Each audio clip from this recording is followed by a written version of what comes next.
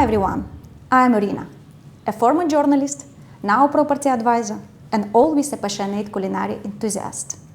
And welcome to my program, Developer's Kitchen, where developers and real estate experts change suits for aprons and reveal what really makes success.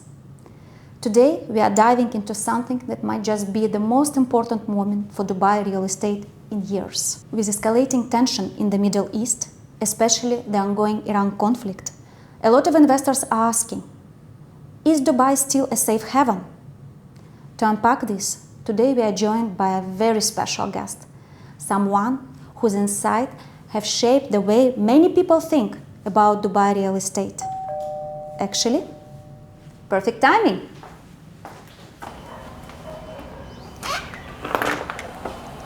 Hi, Dr. Hi, Irina. Anand. Good to How are see you. So glad Thank to you have for here. inviting me over. Please.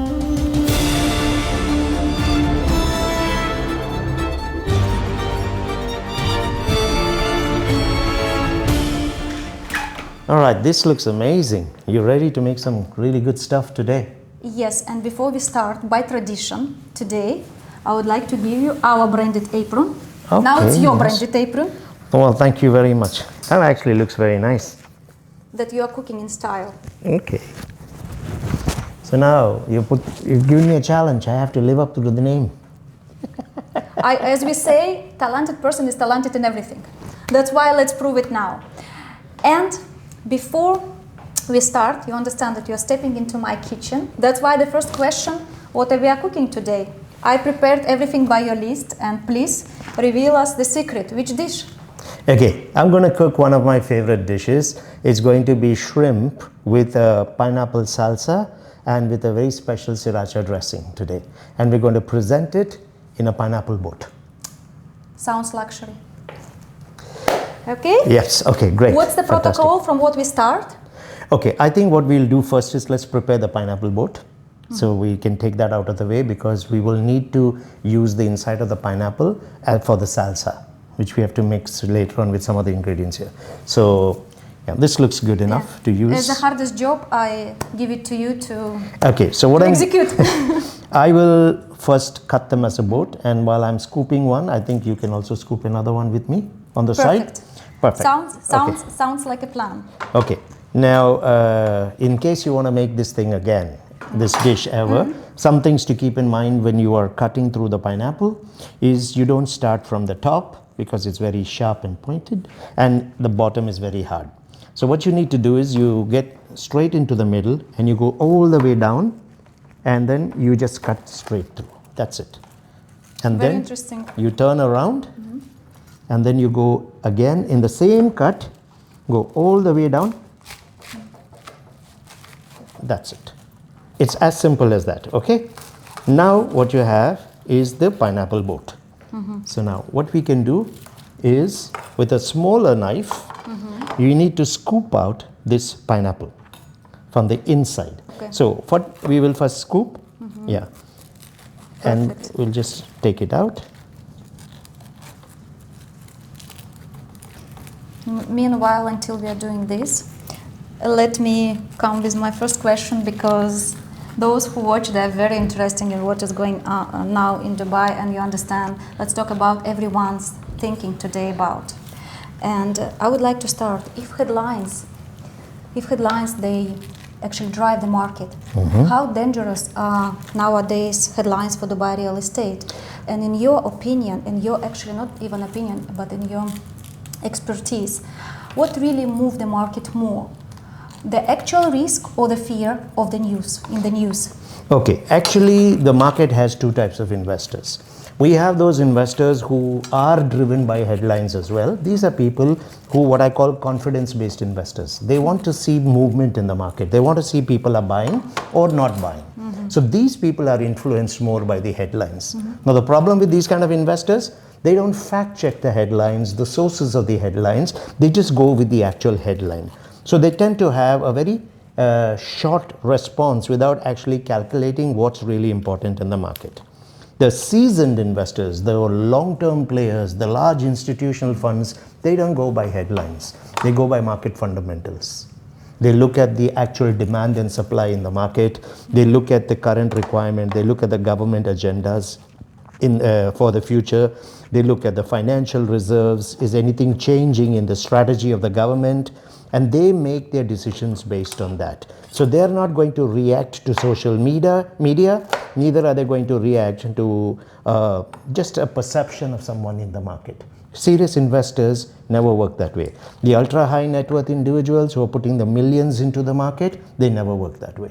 So yes, headlines can be dangerous now because a lot of people react to the headline without checking the actual source. Where did that information come from? Who's actually writing that? Is there a government source backing it? Any international reports? Is that changing movement on the ground in terms of actual transactions? They just look at the reaction. So that's the problem with headlines today. Okay, fair point. Okay. And you know, my investors, and I'm sure investors of many brokers ask them, has Iran conflict actually showed the weakness in Dubai real estate, and not even in Dubai real estate, but in Dubai's safe haven brand? Okay, actually that's actually a very good question because I hear that a lot. Now, the real answer to this question is, what is safety? We have to understand that first. Safety is no guarantee that nothing will go wrong.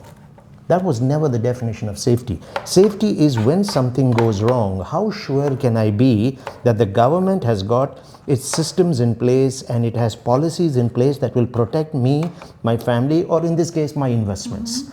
Safety is really, because things could happen. For example, when a pandemic hit, nobody knew a pandemic was coming.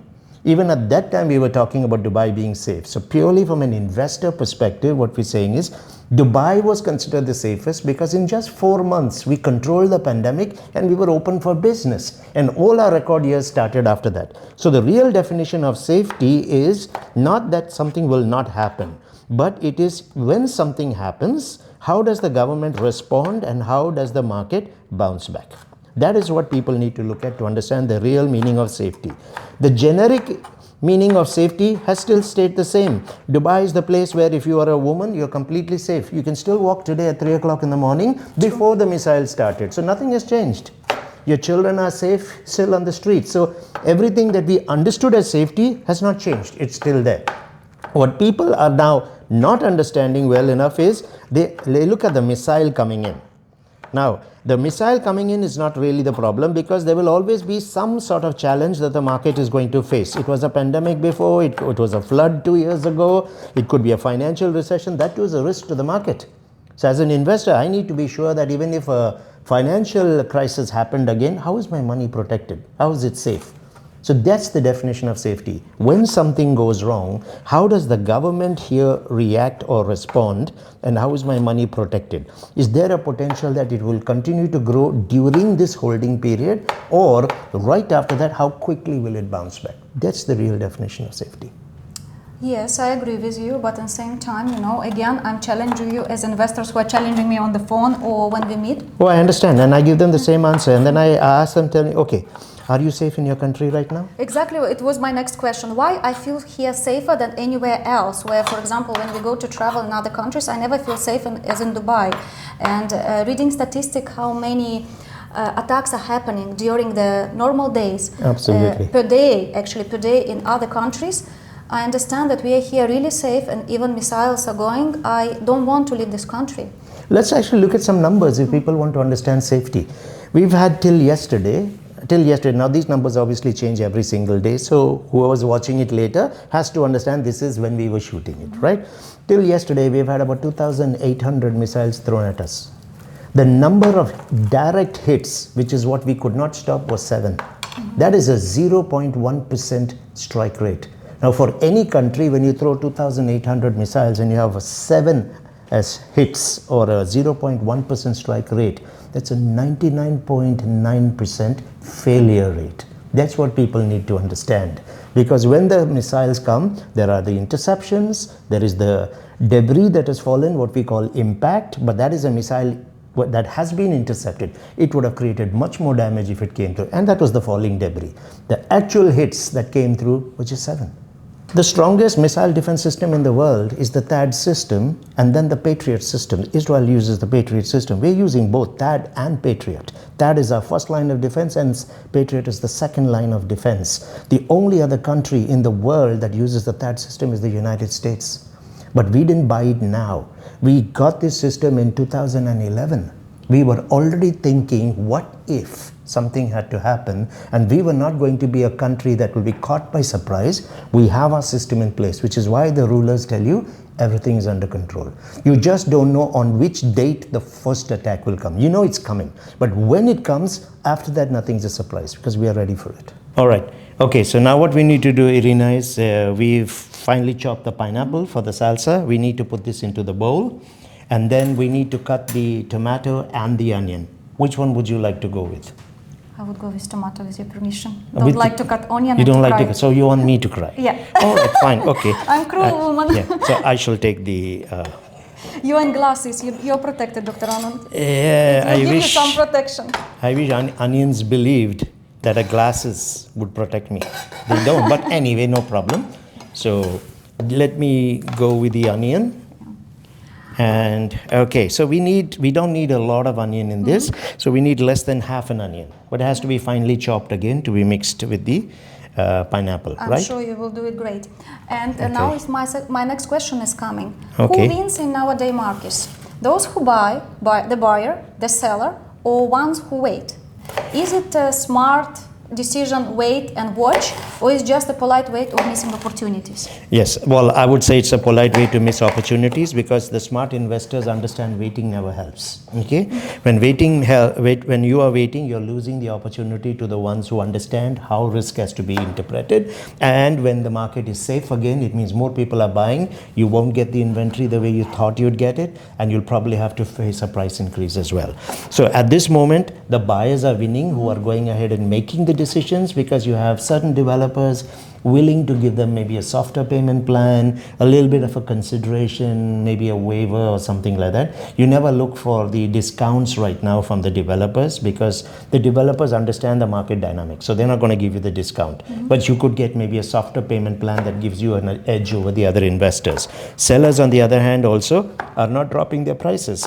True. Yeah, if we look at the actual transactions that are listed on the portals that we have here, like Bayouth or Property Finder, we don't see any movement downwards in prices. We are not seeing any adjustments at all in the prices. In fact, sellers today are saying we will wait because we understand that this market will bounce back. This is temporary, and we don't look at it as short-term investments in real estate. We are long-term players in the market. So what might take a couple of months, maybe just a quarter, we know is going to bounce back. And we have already seen that regardless of what was the challenge in the market, whether it was let's say a flood, whether it was a pandemic, we saw in every situation, including the financial crisis earlier, the markets always bounce back. So I'm ready to wait, but I'm not ready to lose.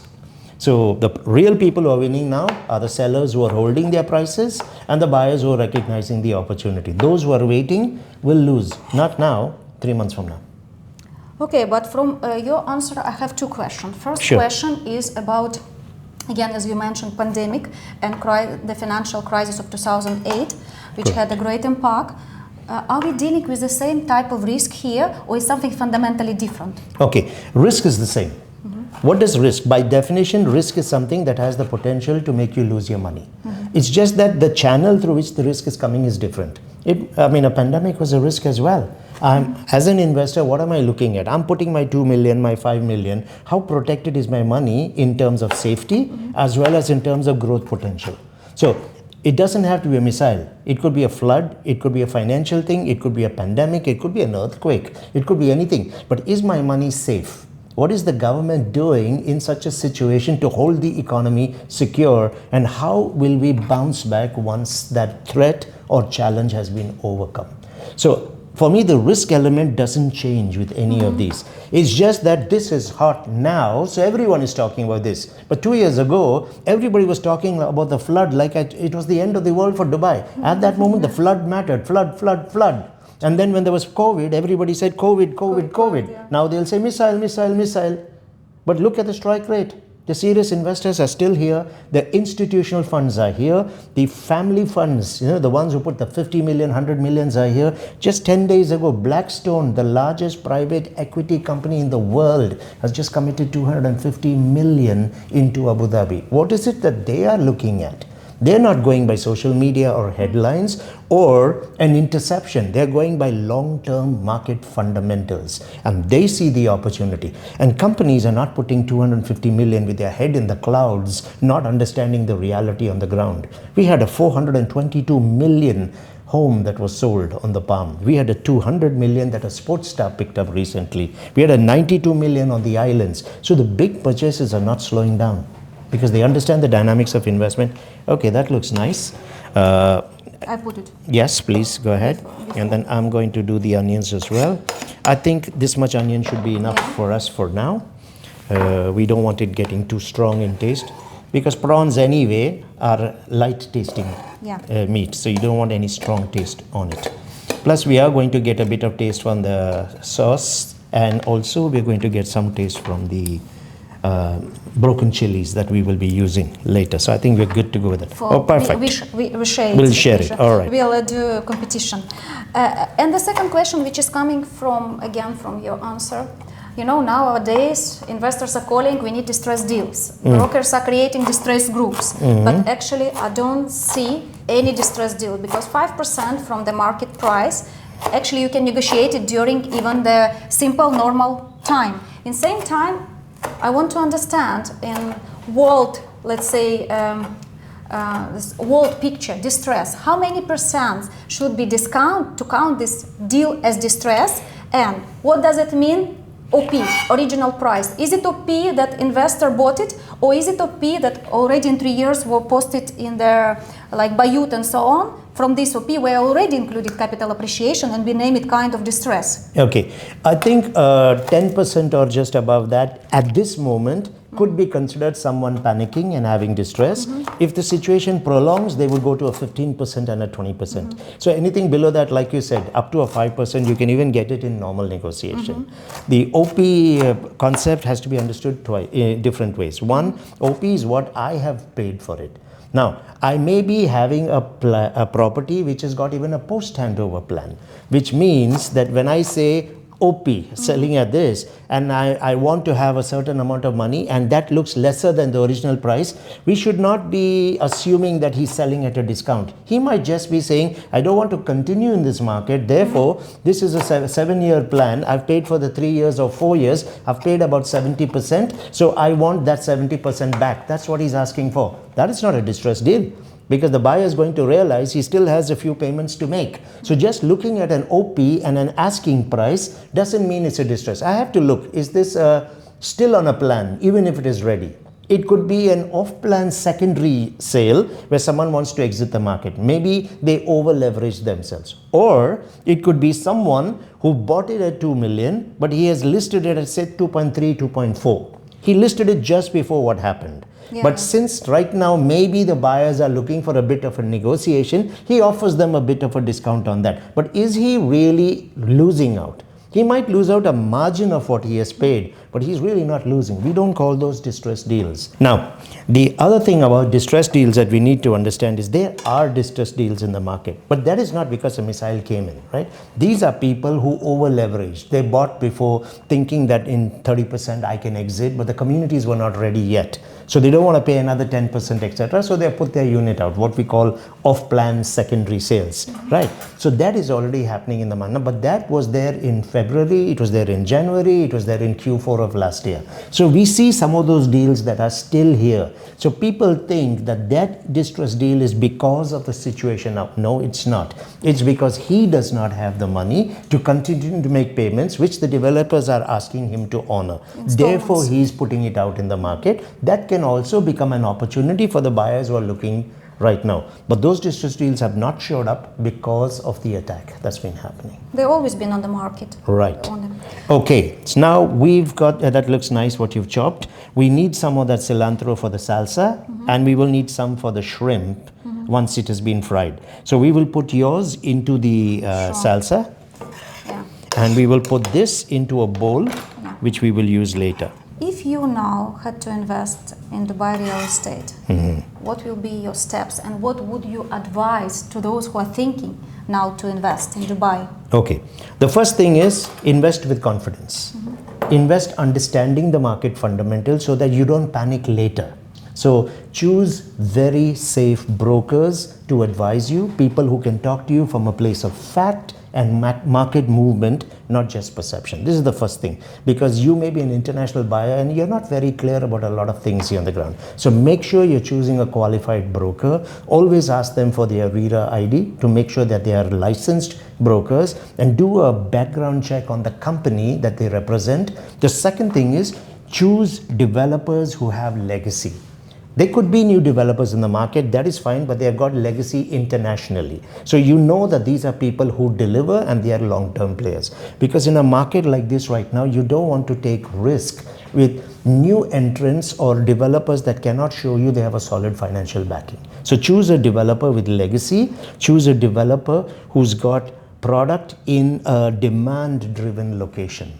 Today, in a good time, you could buy a property anywhere, it would still work for you. But in a time like this, when the buyers are selective, choose a demand-driven location, because that will always have demand. Even at a time like this, and it will recover the fastest once this goes by, because it has demand. Then, in that demand-driven location, be careful that the product that you're choosing has got something unique about it. Cookie cutter, studio, 1-2 bedrooms that are there in thousands in that area still put you at risk, because you can get undercut by anybody in the future who panics. But when the product is unique, has got high potential to perform, and is in a bit of scarcity, you hold a premium on the product.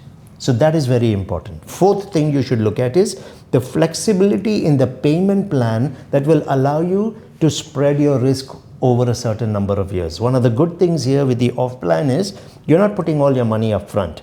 You will come in with a 20%, in some cases a 10%, and then there is a staggered payments that you have to make. So that means you have got a lot of time for the market to turn around, because in any case, the markets are looked at in real estate 3 years, 5 years and beyond. So this 2 to 3 months of a hiccup or a stop will be absorbed in the next 2 to 3 years. So, but make sure you're working with developers with legacy. That is your confidence. And the fifth, most important, only put the money into an escrow account even with that developer.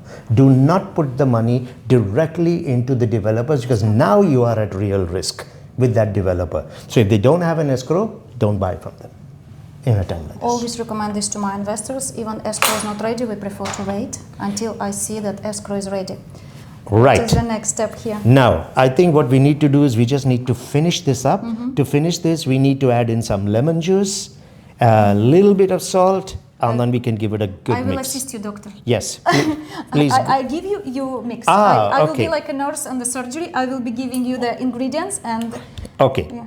So we just put in not too much, because later on there's going to be lime coming in, even in the sauce as well. So that's it. Paprika, and a little salt. bit of salt. Paprika we will use on the shrimp. Okay. We will not use it here. Just a little bit of it, because lemon has already been put. That will tend to bring a bit of a zest. So now all you got to do is mix this up. Okay, and we shall keep this in the fridge to cool for a moment. And what we will do is, tomato tends to leave some water. Onions will also leave a bit of water. So when we are going to serve it in the pineapple boat, we will take it from the top without the liquid. Yeah. So we shall leave the liquid. Without the juice. Yes, without the juice at the bottom. Otherwise the whole thing starts to get soft very, very quickly. And our plates are not so solid, you know. Okay. Well, there you go. I Just put it in the fridge and I bring you back the shrimps. Okay, perfect.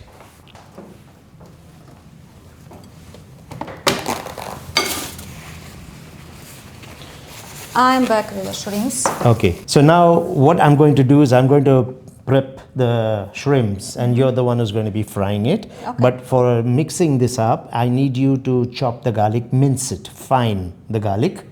Okay, and once we mince that garlic, I will then put it along with the shrimp before we fry it. I will do a very fine job. Cool. In the meantime, what I'm going to do is I'm going to put a little bit of the chili. Let's not put too much in it, because shrimp is a delicate meat, so you do not want a very strong taste. Plus the sriracha is going to be coming in as well. So I'll put a little bit of paprika in it. You were talking a bit about international investors, and I would like to ask, what type of behavior are you seeing in international investors versus local one? Okay. What I'm seeing in the market is that the caution is a bit more from the international investor, because they are obviously listening a lot more to the news media, social media. They may be consulting with some of their advisors who are sitting in the US, UK, India, Singapore, who aren't really the best advisors on Dubai, because they don't understand the Dubai model, how Dubai actually rebounds on the business as well. So as a result, we are finding more of the international investors are adopting the wait and watch as an approach, but they're keeping an eye on the market. But we are seeing this again in a certain type of investor. The seasoned long-term investors who are data-driven are still in the market. They're just looking for a good deal right now, but they're still in the market. But the wait and watch people are the ones who are actually waiting to see if there will be any change in the market dynamics before they will decide to buy. Those are the ones who actually end up losing in the market. But otherwise, we are not seeing any slowdown from any of the international investors, just the ones who need confidence, which is why I mentioned earlier, working with a strong broker, working with a good developer, protecting yourself with an escrow account will give a lot of confidence to these people. Very important to share with them the reports of what's really happening on the ground today, because we have lots of strong positives for Dubai right now.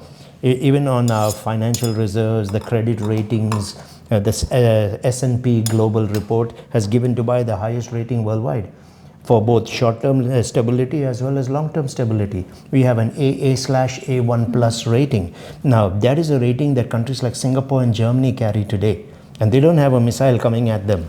And this rating was given by S&P Global on the 6th and 7th of March. When we were in the start of the war, they reviewed this situation in the light of what is happening. So this number, AA/A1 plus, is not something from January or last year. It's right in the middle of the conflict that this was given to us. So long-term stability, strong reserves, and low default risk for payments internationally. Short-term stability, so government spending doesn't have to change, mega projects will continue, banks will remain open, funding is there. No bank has shut.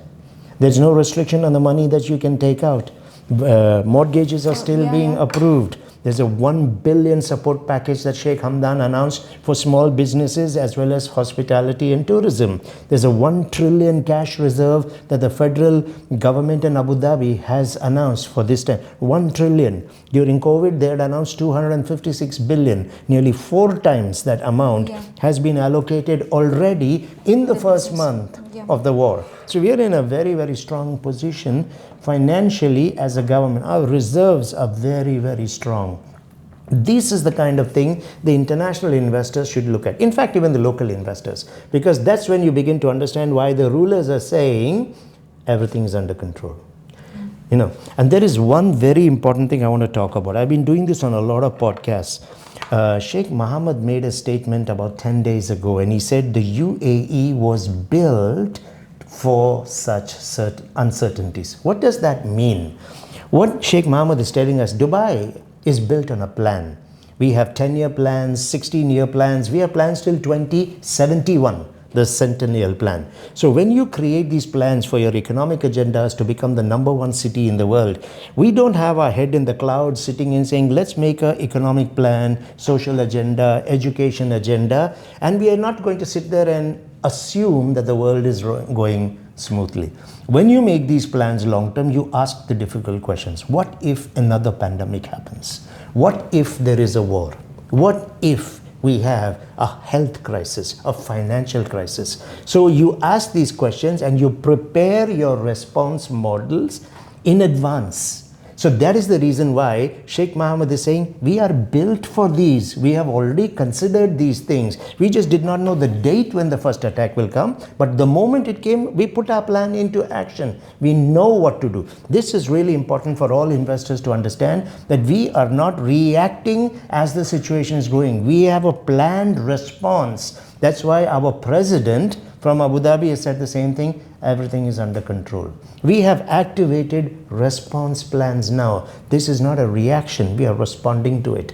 So people need to understand that our long-term plans for Dubai is just not economic growth, social agendas. It is what happens when something goes wrong. How would we stick with our agendas and how do we recover? That's in place. Actually, when it happened the first day, we were protected in minutes. They reacted in minutes. It was absolutely. And about report you were talking about the first week about our safety. Actually, in the first week of war, we got the biggest amount of missiles and so on. Now it's going like, it's decreasing. But the first week when the report was done, actually it was the hardest time for us, where there was the big amount of missiles and drones coming in Dubai. That's why, again, it's showing that why I feel in Dubai safer than in the rest of compared to the rest of the world. Yes, because remember what I said. What is safety? Safety is not the guarantee that nothing will go wrong. Safety is the assurance that when something goes wrong, we know exactly how to respond and how quickly we will respond. That is safety. I want to put my money in a place where the government, firstly, is acting.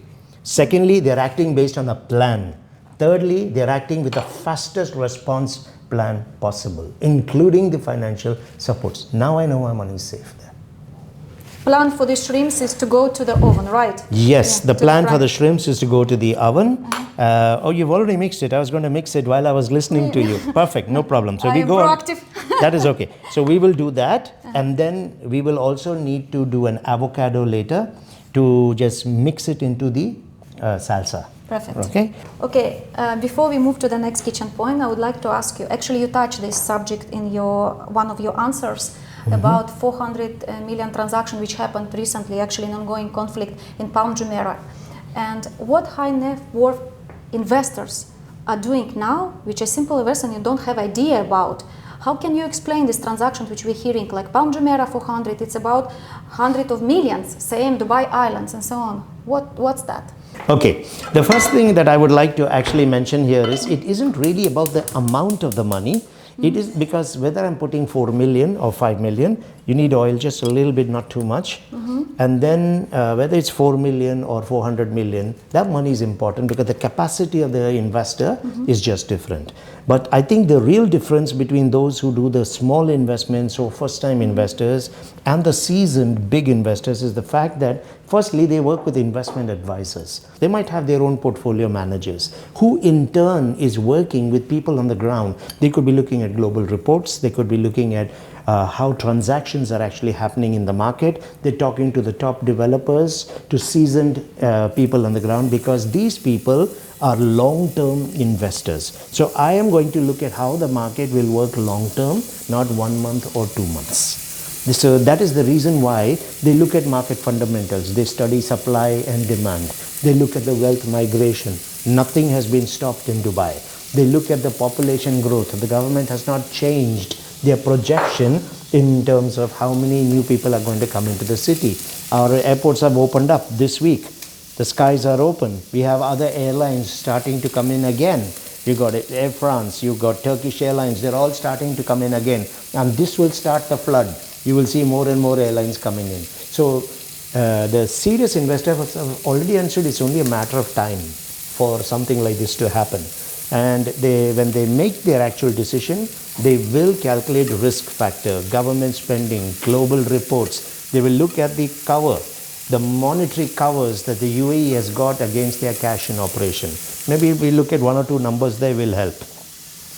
Currently, we got in banking assets 5.4 trillion in the market. These are assets that we can dispose of whenever we need the money. Amount of money in circulation is 920 billion. We have a 400 billion reserve with the banks themselves. We also have a foreign exchange reserve of over 1 trillion.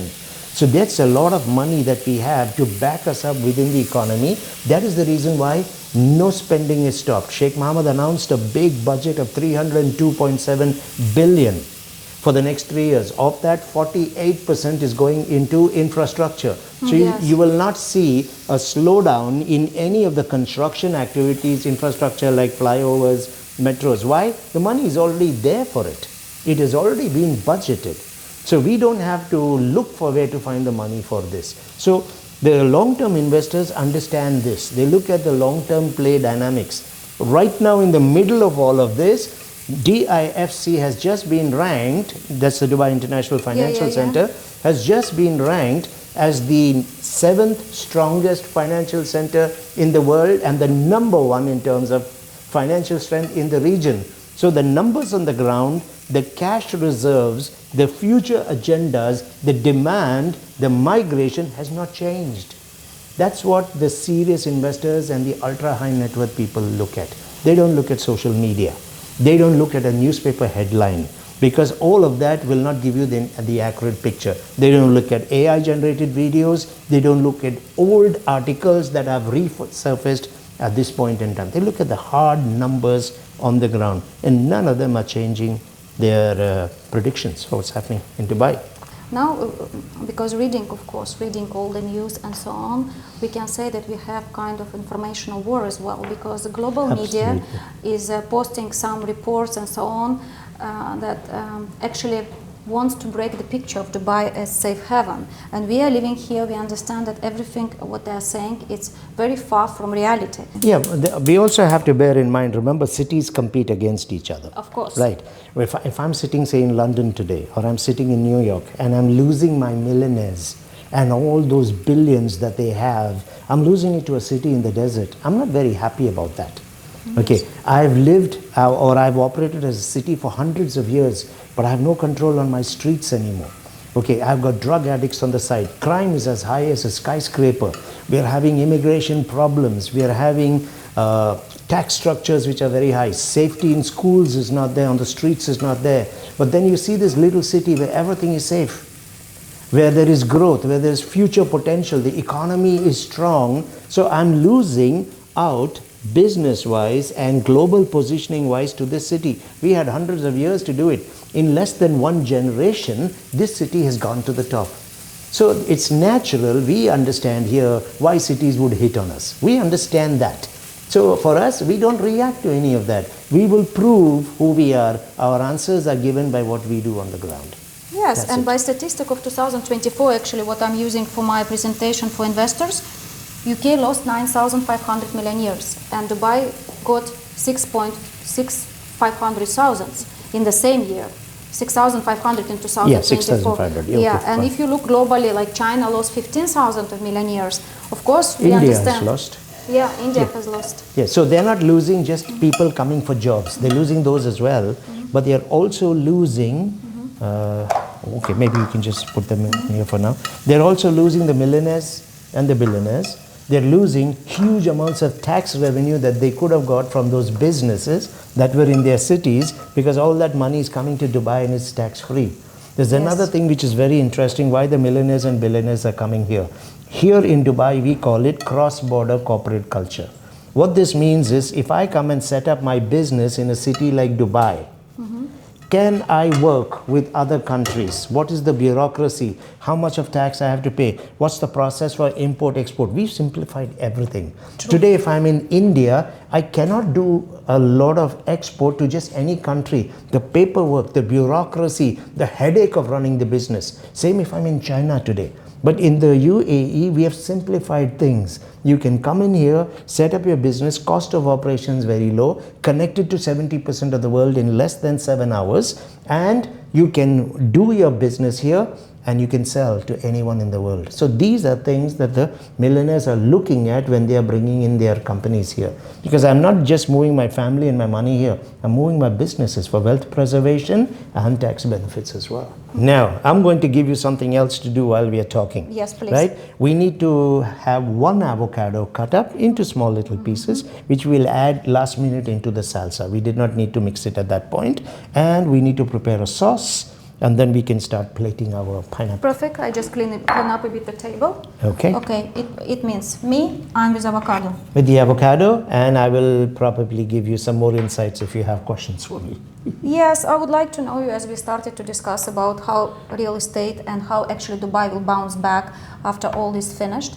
And I would like to ask your opinion, how the market will be evolving over next 6-12 months, I mean real estate market. Yeah, I think it's the first quarter that we have to look at. And based on the first quarter, we will be able to decide what should be the response or how the market will turn. Usually this takes about a quarter.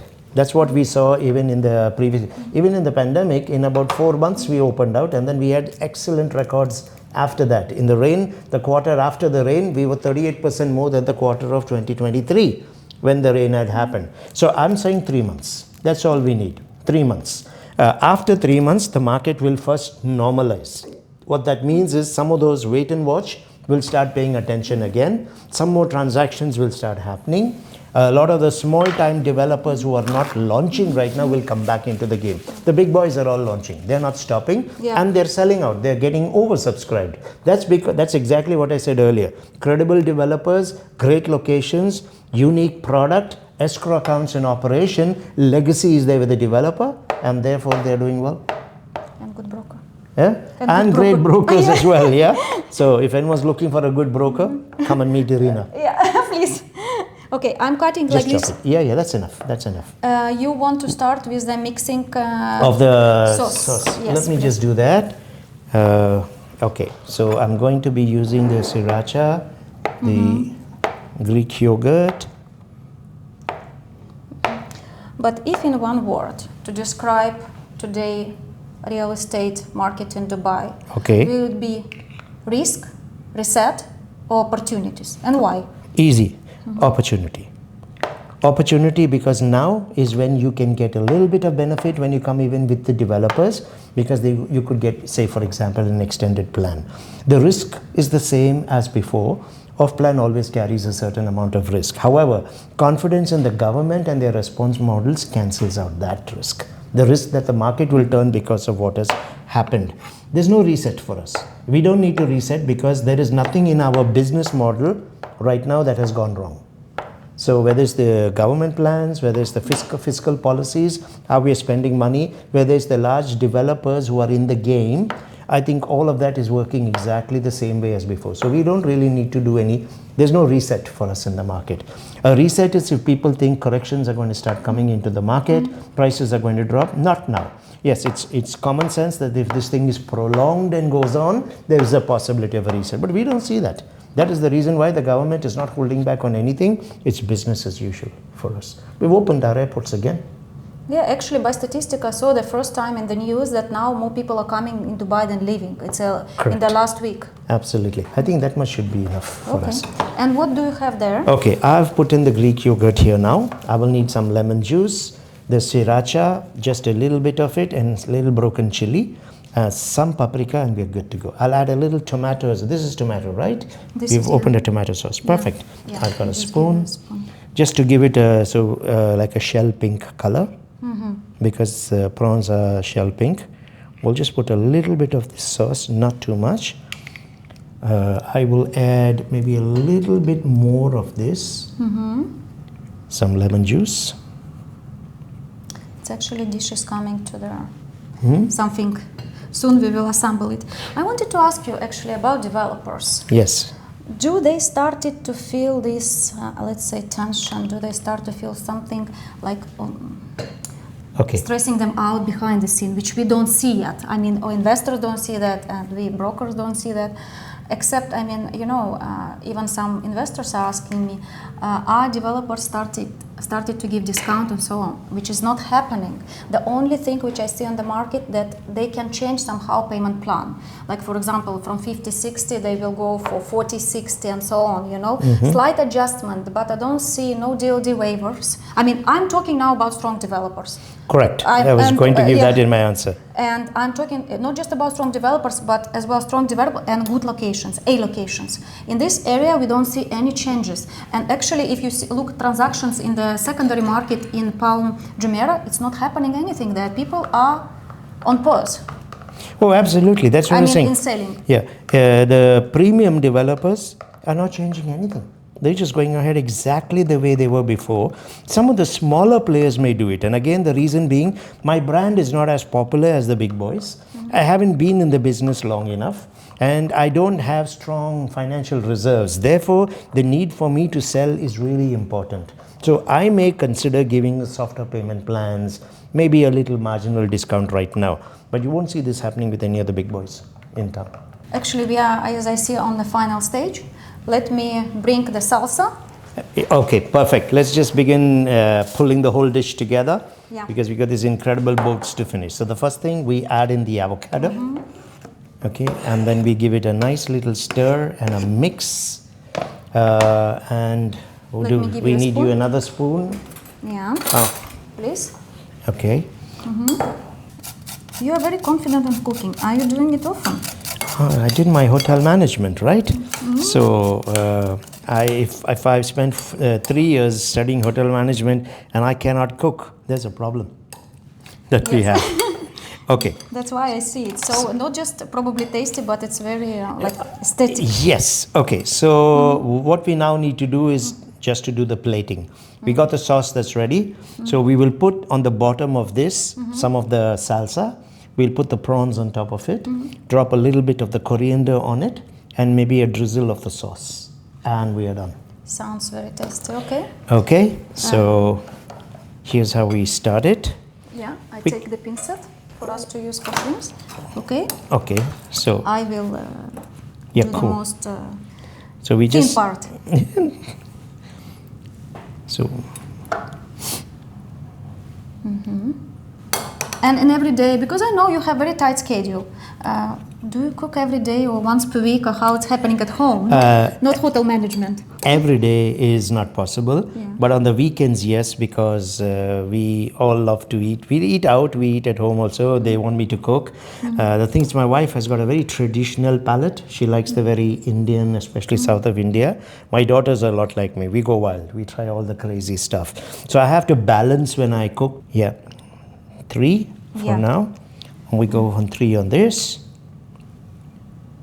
And 1 here. Okay, and what we'll do is we'll just drop a little bit of the cilantro on top of it. And I can do the drizzle with the sauce. Okay, cool. Wow, it looks great, huh? You see, when I first time came to your session, I was enjoying, and now I'm enjoying. But I don't think a lot of people saw Dr. Anand in apron in the kitchen. I mean, brokers, developers, and so on. It's quite a unique opportunity for me. Well, there is a first time for everything. Yeah. And but this is one side now that they will get to know about me. But I like to think about this in terms of real estate as well. In real estate also, it's very important, the presentation of the brand, the aesthetics of the building, the community. But you have to discipline yourself and work with a proper recipe, blueprints, and you bring together everything. There's a lot of elements that need to come together. That's when the magic of the dish happens. It's the same in real estate. There's so many different specialists coming together so that the final product becomes an amazing experience. So we're cooking up an opportunity in some cases for them. I agree. So It's there you have it. There is your pineapple boat. And I guess we're good to go. Actually, your table is looking a bit like a construction site right now, with things lying all over the place, but the end product is always amazing. So why don't you be my guest and please try the prawn and pineapple salsa. I'm honored. And this is yours. And I'll go for one as well. And, okay. Well, it looks like flavors came together, so did the insights. And good food, good conversation, deeper look on the market and what is happening now in reality. And I will see you in the next episode.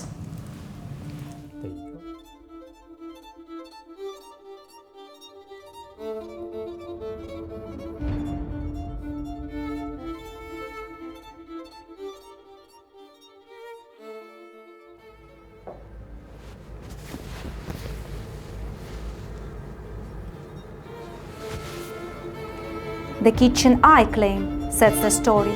Step into my world and taste the smartest investment on the menu.